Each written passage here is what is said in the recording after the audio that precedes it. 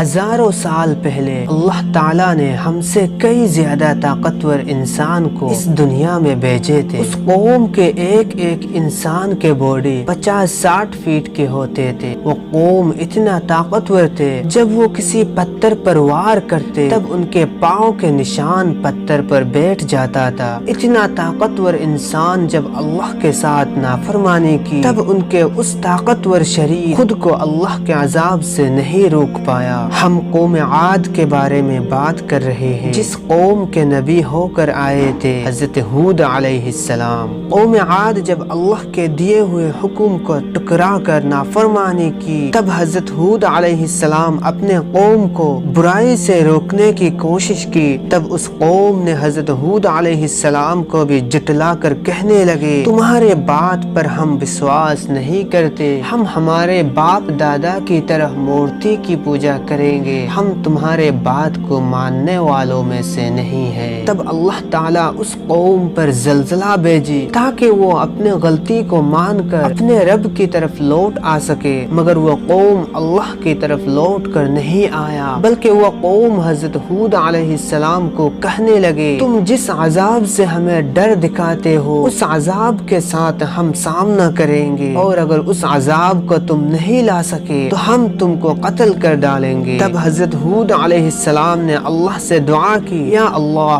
یہ قوم ہمارے بات ماننے والا نہیں ہے، وہ قوم ہمیں قتل کرنے کی سازش کر رہے ہیں۔ وہ قوم جب گناہوں سے باز نہیں آئی تب اللہ نے حضرت ہود علیہ السلام کو حکم دیا کہ آپ اپنے ساتھیوں کو لے کر پہاڑ پر چلے جاؤ۔ حضرت ہود علیہ السلام اللہ کے حکم سے پہاڑ پر چلے گئے، اور حضرت ہود علیہ السلام اس قوم کو کہے، وہ دین دور نہیں جب تم پر اللہ کے عذاب آنے والا ہے۔ تب اس قوم نے کہا، یہ کون سی عذاب ہے جو ہم جیسی طاقتور قوم کو مار سکے؟ اس کے کچھ دن بعد جب ایک ہوا پہاڑ کے کنارے سے اس قوم کی طرف آئی تب وہ قوم بہت خوش ہوئے۔ وہ قوم کہنے لگے، یہ بارش ہے جو ہم پر برسنے والے ہیں۔ لیکن اللہ کے حکم سے جب بجلی گرجنے لگی اور ہوا اتنی تیز بہنے لگی کہ ان کے گھروں کو توڑ کر تباہ کر دیا۔ اس طوفان نے اس قوم کے لوگوں پر اتنا قہر مچائی کہ ان کو ہوا میں اڑا کر ان کے سر کو نیچے کی طرف پھینکی۔ ان کے گھر، ان کے جانور، ان کے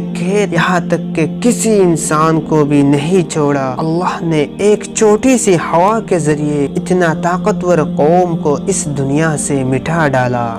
قوم عاد ہمیں یہ سکھاتی ہے کہ ہمارے مال، ہمارے زمین، ہمارے طاقت کبھی بھی اللہ کے عذاب سے نہیں بچا پائے گا اگر ہم اللہ کے نافرمانی سے باز نہیں آئے۔ ہم اس قوم کے سامنے کچھ بھی نہیں ہے۔ اللہ ہمیں ہمارے گناہوں کی وجہ سے ایسے عذاب نہ دے، اس لیے ابھی بھی سمے ہے، لوٹ آئے اللہ کی راہ کی طرف اور توبہ کرے اپنے پچھلے گناہوں سے۔